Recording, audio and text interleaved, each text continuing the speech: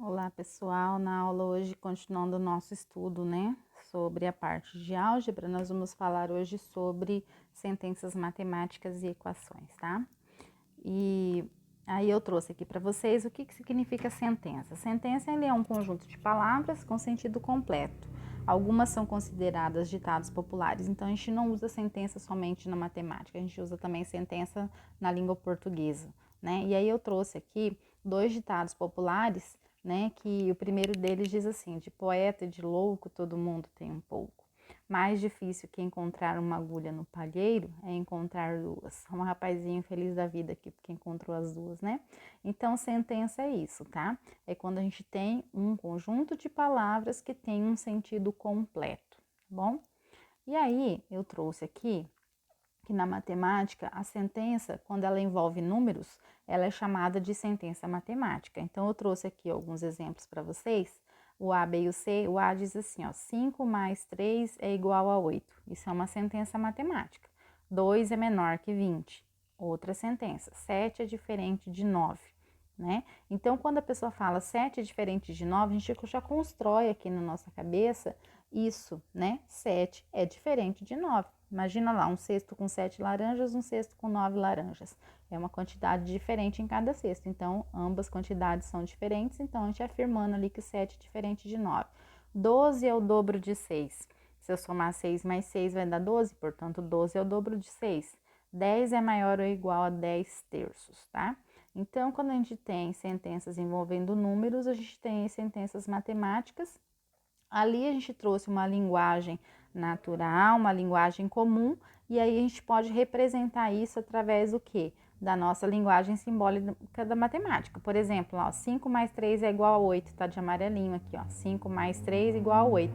Então, aquela sentença matemática que antes eu trouxe ela escrita com palavras, agora eu trouxe ela aqui, né, com números, ó, tá? O sinal de mais, o sinal de igual, então eu já trouxe aí toda uma simbologia matemática para representar aquela sentença anterior. Na letra B, 2 é menor que 20. Então, todas essas que eu coloquei aqui são as sentenças que estão escritas de verde lá, elas estão representadas agora com a linguagem simbólica da matemática, tá bom?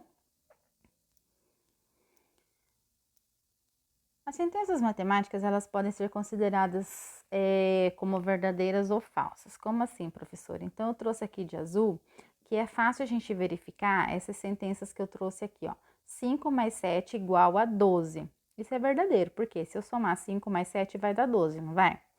3 quartos multiplicado por 4 terços é igual a 1. Se eu multiplicar ali, ó, o 3 pelo 4, né? Que aqui no caso, se eu for utilizar aqui o 3 multiplicando pelo 4 e o 4 multiplicando pelo 3, vai ficar quanto? 3 vezes 4, 12. 4 vezes 3, 12. 12 dividido por 12 vai dar 1. Então, isso é verdadeiro. Enquanto a sentença ali, ó, 4 mais 5 menor que 2, 4 mais 5 é 9. 9 é menor que 2? Isso é falso, né? 7 menos 2 dá 5. 5 é igual a 4? Também é falso.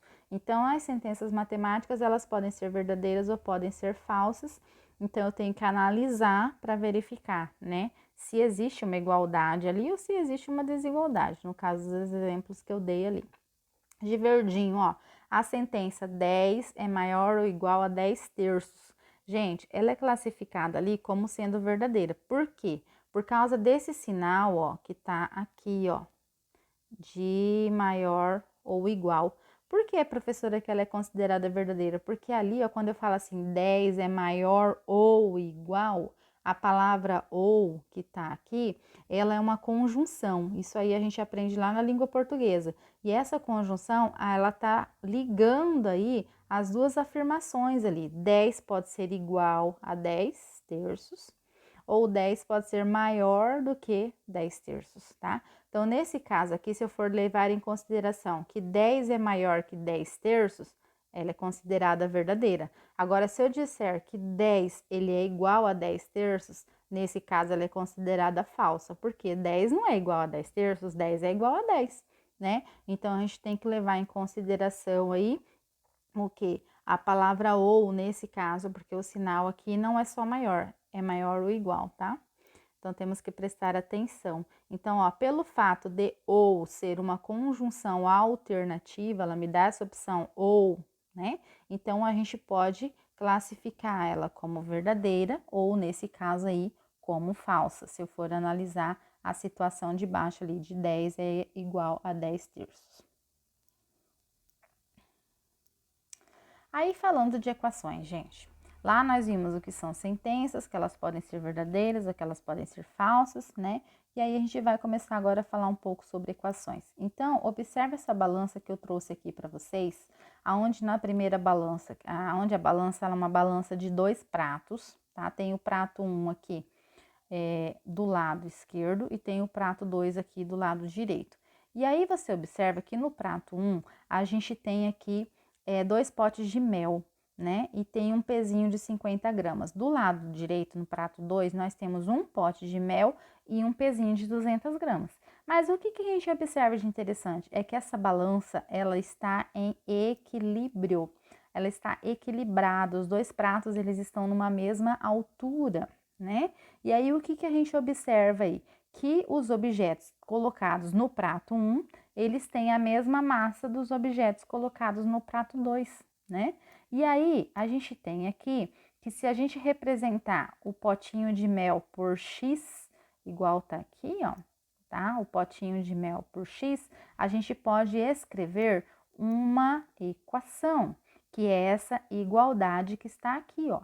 X mais x, cada x desse representa um potinho de mel. Então, x mais 50 é igual a x mais 200. Então, cada potinho está representado por x.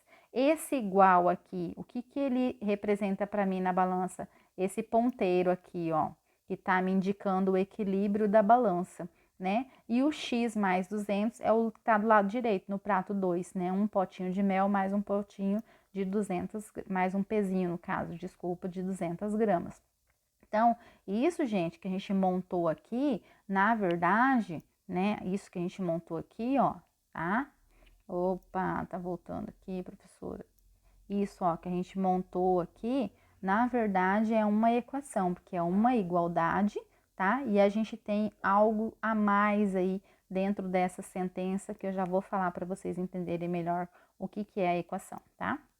Então, aqui, eu trouxe que essa sentença matemática, que está destacada em amarelo, que é aquela anterior, x mais 50 igual a x mais 500, ela é expressa por uma igualdade. Vocês viram que a balança em equilíbrio, ela representa para nós uma igualdade, o que está no prato 1 e o que está no prato 2, né? E ela tem ali um elemento desconhecido. Então, o que é o elemento desconhecido? É o peso do potinho lá, que a gente não sabe qual é a massa do potinho. Então, esse elemento desconhecido, a gente chamou ele de x, né? E pelo fato da gente ter uma igualdade e ter um elemento desconhecido, a gente tem aí então uma equação. Então, quando alguém perguntar o que é uma equação, é toda sentença matemática expressa por uma igualdade que apresenta letras representando números, né? Que são números desconhecidos. E esses números desconhecidos, aqui na equação, eles são chamados do quê? De incógnita. Lá quando nós começamos o nosso estudo da álgebra, nós vimos que quando a gente tinha uma expressão algébrica, as letrinhas elas tinham os nomes de variáveis, porque podia variar o valor numérico da letrinha, né? Agora aqui na equação a gente tem incógnita. Por quê? Porque esse número aí, ele tem que ser um número x, né? Para aquela igualdade ser verdadeira, para aquele prato da balança ficar em equilíbrio. Então, uma equação é toda sentença matemática expressa por uma igualdade que apresenta elementos desconhecidos, que são chamados de incógnitas, tá? Aí eu trouxe aqui para vocês alguns exemplos. Então, vamos observar aqui, ó. 2b menos 4 igual a 6. É uma igualdade, porque eu tenho o igual aqui, tá? Eu tenho esse igual aqui, tá? E aí, nós temos aqui uma observação a ser feita, que se você for prestar atenção que esse 2b menos 4, ele é como se ele tivesse no primeiro prato daquela balança anterior, né? Ele é chamado de primeiro membro. E o que está no segundo prato da balança é chamado de segundo membro. e o igual ali é o que separa os dois. Então, isso aqui tem que estar em equilíbrio. E o que vai fazer isso estar em equilíbrio? O valor daquele b que está ali, que para mim é um elemento desconhecido, tá? Então, sempre que vocês encontrarem uma sentença matemática com essa característica que está aqui, ela é uma equação. Olha o segundo exemplo que eu trouxe aqui. 2m² mais 4 igual a m menos 6. Então, essa igualdade e esse elemento desconhecido, que é o m, transforma essa sentença matemática para mim em uma equação, aonde eu tenho aqui o 2m² mais 4 como primeiro membro, como se fosse o prato 1 da balança, e o m menos 6 como segundo membro, como se fosse o prato 2 da balança, tá? E aí, gente, eu trouxe aqui que nem toda igualdade, ela é uma equação. Por quê? Olha esse exemplo que eu trouxe aqui. 3 mais 5 igual a 8. Não é uma equação. Por que que isso não é uma equação? É só uma sentença matemática? Porque não tem elemento desconhecido. Para poder ser equação, tem que ter uma letrinha, tem que ter uma incógnita, tá? Então, equação é sentença matemática expressa por igualdade com um elemento desconhecido, tá? Aí aqui eu vou falar um pouquinho de raiz de uma equação. O que é uma raiz de uma equação? É o valor que eu tenho que ter ali para o elemento desconhecido. Então, aqui eu trouxe, ó, uma outra balança. No prato 1 tem 3 laranjas e um pezinho de 50 gramas. No prato 2 tem 2 laranjas e um pezinho de 200 gramas. É parecido lá com o exemplo dos potinhos de mel, né? E aí, o que a gente tem? Que no prato esquerdo da balança, a gente tem 3 laranjas e um peso. No prato 2, a gente tem 2 laranjas e um peso. E aí, a gente tem que descobrir qual é a massa de cada laranja, né? Para isso, a gente vai considerar cada laranja com X gramas, né? E a gente vai representar por essa equação aqui. Como eu tenho 3 laranjas, 3x, eu poderia ter usado como é laranja no lugar do x a letra L, tá? Então, 3x mais 50 igual 2x mais 200. Então, esse x aí é como se eu substituísse a palavra laranja, tá? E aí, a gente tem 3x mais 50 igual a 2x mais 200. Aí, a gente tem uma equação, tá? E para descobrir o valor daquele x ali, a gente vai aprender mais lá na frente como resolver essa equação. Mas aqui, nesse exercício, a gente tem que, para essa balança ficar em equilíbrio, o valor do x ali tem que ser 150, tá? Então, aí a gente vai observar agora que colocando no lugar do x o valor 150, a gente vai transformar a balança, vai continuar com a balança equilibrada. E continuando com a balança equilibrada, a gente tem aí a raiz da equação, que nada mais é que o valor do x, tá? Então, eu trouxe de novo o desenho da balança, a equação ali, 3x mais 50 igual a 2x mais 200. Lá no slide anterior, nós vimos que o valor do x é 150, então, no lugar do x, a gente vai colocar ali 3 vezes 150 mais 50, no lugar do outro x, 2 vezes 150 mais 200, e aí nós vamos resolver o que está no primeiro membro e o que está no segundo membro. Quando eu multiplico 3 por 150, vai dar 450. 450 mais 50. No segundo membro, 2 vezes 150 vai dar 300. 300 mais 200. E aí, somando, ó, 450 mais 50 vai dar 500. 300 mais 200 vai dar 500. Então, deu uma igualdade verdadeira, ó, 500 é igual a 500. Então, isso prova para mim que a balança está equilibrada do começo ao fim, né? E aí, o X ali, ele representa o quê? A massa de cada laranja em grama, né? Então, para essa balança ficar equilibrada, o valor do X tem que ser 150. Então, a raiz dessa equação tem que ser 150. Então, o exercício já trouxe para mim a raiz da equação aí como 150. Mas, lá na frente, nós vamos aprender. Se o exercício não trouxer o valor do X, como que eu vou fazer para descobrir? Aí nós vamos ter que aprender a resolver a equação. Então, já é um processo que nós vamos fazer mais lá para frente, tá? Aqui eu vou falar um pouquinho de conjunto universo e solução de uma equação. Então, o que é o conjunto universo? Imagina assim, a gente mora no planeta Terra, como se o planeta Terra fosse o meu universo, tá? Mas quando eu falo assim, qual é a cidade que você mora no planeta Terra? Ah, no meu caso eu moro em Anastácio, você pode morar em Aquidauana, né? Então, quando eu falo assim, no planeta Terra, me dá a ideia de universo. Quando eu falo a cidade onde eu moro, me dá a solução do meu problema. Então, onde eu moro no planeta Terra, é o universo que eu vivo. Mas dentro desse universo, qual é a cidade? É a solução da equação, é a Anastácio no caso. Então, vamos para a matemática aqui para a gente entender melhor.